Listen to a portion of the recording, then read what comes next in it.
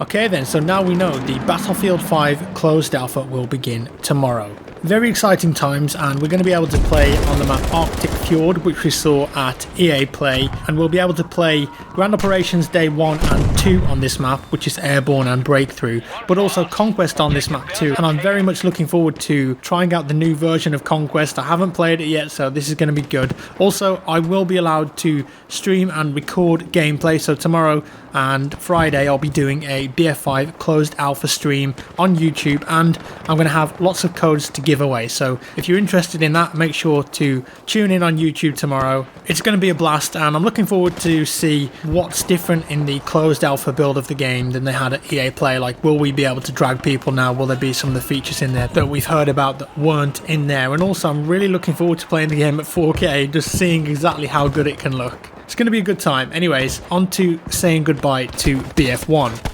It's been just over 600 days since BF1 launched. I'm not sure about you, but I still remember seeing the reveal trailer for the first time. It still impresses me today.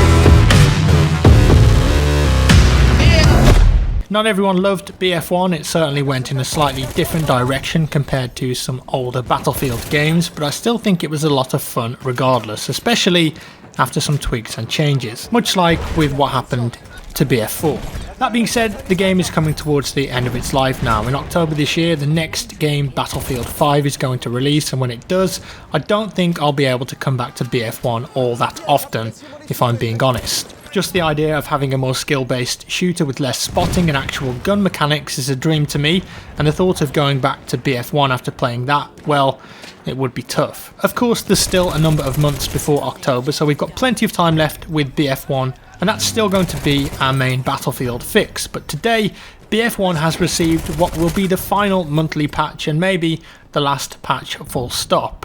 Development on the new game has been in full swing, and even still, we've been getting regular BF1 content drops with new weapons and updates. And this last patch is no different, as it comes with a couple of new weapons for us to get stuck into. More on that in a second. First up though, we've got a new game mode. Well, sort of. It's called Shock Operations, and as the name would suggest, it's still an operation but with a bit of a difference. Shock Operations is a one-map operation designed to give players the experience of an operations map but with a much shorter playtime. I'm not sure if this was already released once before as a limited time game mode, or maybe on the CTE. It does ring a bell, so maybe it's been in the game before. But anyways, what's more is that it's available on maps that previously had not been in an operation, so Giant Shadow, Predator Her, Lubkau Pass, Zeebrugge and River Somme. Now all of those maps are DLC maps, however a couple are already free for everyone. Thankfully, when it comes to Shock Operations, it doesn't matter if you own the DLC, as you can still play it. So for Shock Operations, you don't need the DLCs related to the names to be able to play, so you can jump in with friends regardless. A nice touch, I think. Interestingly, it's also a 40-player game mode rather than 64 like Operations is. If you remember when BF1 first launched, there used to be an option between 40 and 64-player Operations when you were searching, but DICE then changed it so that 64 was the only available option, and I think their reasoning for that was because it was extending matchmaking times. So for me, it's good to see that this lower player count is back with Shock Operations, because being honest, sometimes some of the Operations maps I do find 64 players a bit too much. It's going to be interesting to go back down to 40 and see how it feels. And then we've got plenty of new weapons to get our hands on as well, the first of those being the new Burton LMR. I did a video a while ago mentioning the Burton LMR, and it's finally here. One thing that you can't do is claim the Burton is boring or generic, because it's extremely unique. It's got two magazines pointing upwards in a V shape, which has to be said does obscure your view a little bit, and I imagine it was a lot worse in real life, but there's the obvious link there between BFV, BF5, V for Victory, etc. Now this weapon was designed to be mounted on planes, but it did have some infantry uses as well. One of the most unique parts of this weapon is its ability to change ammo types. You can use it with standard ammo but also incendiary ammo, a first for BF1. And this incendiary ammo though is designed to be used against aircraft really, but you can still use it against infantry if you wish. It will however do less damage than the standard ammo. It's of course a support weapon and it fires at 830 rounds per minute, so it's pretty fast firing as well. It's got two variants, trench and optical. So I played with this for a while, and I have to tell you, it shreds people. It's got pretty good accuracy even when firing it really fast, and I just really enjoyed using this gun. Surprisingly, the V-shaped magazine didn't cause me too much bother either to get used to it, and after using the gun for a while I kind of forgot that they were there, blocking my view. Now, the incendiary ammo definitely does less damage against infantry, so don't be expecting to just run around turning everyone into the Human Torch, because that would be a bit overpowered, wouldn't it? Although pretty fun. But you can change between incendiary and standard ammo with the standard weapon fire select button. Next up is the M1911 silenced. Now, you don't need me to tell you how many 1911 variants we already have in BF1. I've lost count if I'm honest. There are so many that honestly they only look or perform slightly different to each other. This one is a bit different though because it has a suppressor on the end, or silenced, and well, who doesn't like a silenced weapon? There's just something extremely cool about using a silenced gun in BF1, or any game for that matter, especially a pistol as iconic and stylish as the M1911. I would love to see a few silenced weapons in BF5 though, because there hasn't been enough in BF1 for my liking, although that does have a lot to do with the setting, and they did use suppressors more often in World War II.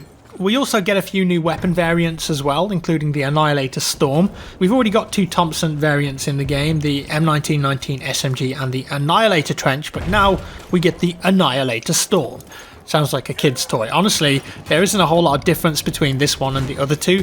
The Storm variant gives it less recoil, but the truth is, in most situations with the Tommy gun, you're so up close and personal that I doubt you're going to notice that recoil improvement. It's not often that you aim down the sights with this gun because the visual recoil is just so heavy. Also, the Trench version has better hipfire, and well, it's a hipfire weapon and you're going to be doing that a lot with this gun, so it's great to see another variant. Choice is good, I guess, but I don't think you're going to be noticing a big difference with this weapon. Interestingly, the tanker and pilot weapons are now being brought across to the base classes as primary weapons. I like this. They're being split between the assault and support class, with the support class getting the majority of them.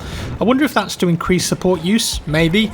Assault gets the From a Stop auto pistol, probably a good fit because it's a really fast firing weapon and Assault already has plenty of those, so the From a Stop will fit there nicely. Assault also gets the sawed off double barreled shotgun, really looking forward to using that. Support on the other hand gets quite a big list. The C96 carbine, the P08 artillery, the Piper revolving carbine, the 1911 extended, the MLE 1903 extended, and the C93 carbine. See what I mean? Support finally getting some love in this game. Now, I feel like this is an important patch for BF1 because it's almost certainly the last major one. I did a video yesterday in which I played BF1 for the first time since I got back from EA Play, where I'd been playing a lot of BF5, and it's honestly pretty hard to go back to BF1 now. And I think as we start to get the alpha and beta of BF5, that's only going to get a lot harder. I think once BF5 does release later this year, coming back to play BF1 is going to be extremely tough. They're just so different in so many ways, and arguably I think BF5 is actually doing a lot of things better than BF1 did, promoting team play and a much more challenging environment. BF1 ultimately offered up something different. We're never going to get a game like it again, and it was definitely beautiful, but it was a more accessible experience. Sniping was made easier, and honestly when I played Shock Operations, the one thing I noticed was just how many people were running around using the Annihilator Trench, holding mouse 1 their way to glory. I swear at least half of the enemy team were using them on to her at one point, and I wish that was an exaggeration. When you've got really fast firing weapons like that with no real recoil and the ability to move fast and hit fire, that's what you're going to get. Hopefully in BF5 the recoil of the weapons will lead to better gunfights and more tactical gameplay rather than just picking the fastest firing weapon, holding mouse 1 and running around in circles. We'll see. And also finally, there's been a big Easter egg drop in this game. On Passchendaele, some of the members of the Easter egg Discord have found an underground tunnel. To access the tunnel you have to enter a code as Morse code into 2 plungers, and then you go in there and it drops you down. There's a whole network of tunnels underneath, and then it's kind of like a puzzle where if you press the wrong thing, smoke and gas fills up the tunnels and kills you. So pretty insane, but I'm guessing there's going to be some epic reward at the end of it rather than just a dog tag or a skin. I'm hoping this will give you a weapon, fingers crossed. I don't have much time at the moment, unfortunately, to get involved with that, but whenever the Battlefield Easter egg Discord do discover everything, I'll be sure to cover it in a tutorial video. And that's all for today, guys. If you enjoyed the video, give it a like. Thank you very much. If you didn't like it, dislike it, no problem. Subscribe for more, and I'll see you in the next one.